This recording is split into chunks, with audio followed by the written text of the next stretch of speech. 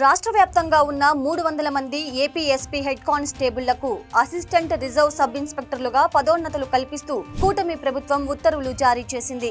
ఏళ్ల తరబడి పెండింగ్ లో ఉన్న ఈ ప్రమోషన్ల ఫైళ్లకు మంత్రి నారా లోకేష్ ప్రత్యేక చొరవతో మోక్షం లభించింది.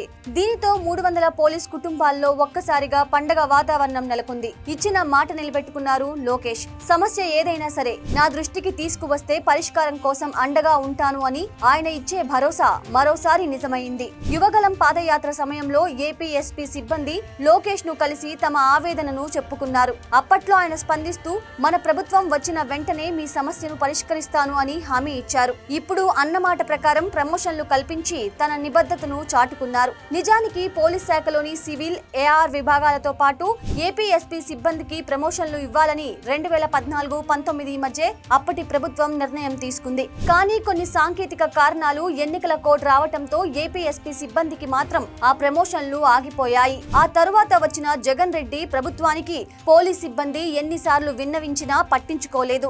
దీంతో అర్హత ఉన్నా సరే వందలాది మంది సిబ్బంది ఏళ్ల తరబడి ప్రమోషన్లు లేక ఇబ్బంది పడ్డారు. కూటమి ప్రభుత్వం వచ్చాక ఏపీ ఎస్పీ సిబ్బంది ప్రజా దర్బార్లో మంత్రి నారా లోకేష్ ను కలిసి తమ బాధను చెప్పుకున్నారు. వారి మాట విన్న మంత్రి వెంటనే స్పందించి న్యాయం చేస్తామని హామీ ఇచ్చారు. అధికారులతో నిరంతరం సమీక్షలు జరిపి టెక్నికల్ సమస్యలను తొలగించడంలో ఆయన చూపిన పట్టుదల వల్లే నేడు ఈ పదోన్నతులు సాధ్యమయ్యాయి. తమ చిరకాల స్వప్నం నెరవేరడంతో పదోన్నతి పొందిన సిబ్బంది, వారి కుటుంబ సభ్యులు మంత్రి లోకేష్ కు ప్రత్యేక కృతజ్ఞతలు తెలియజేస్తున్నారు.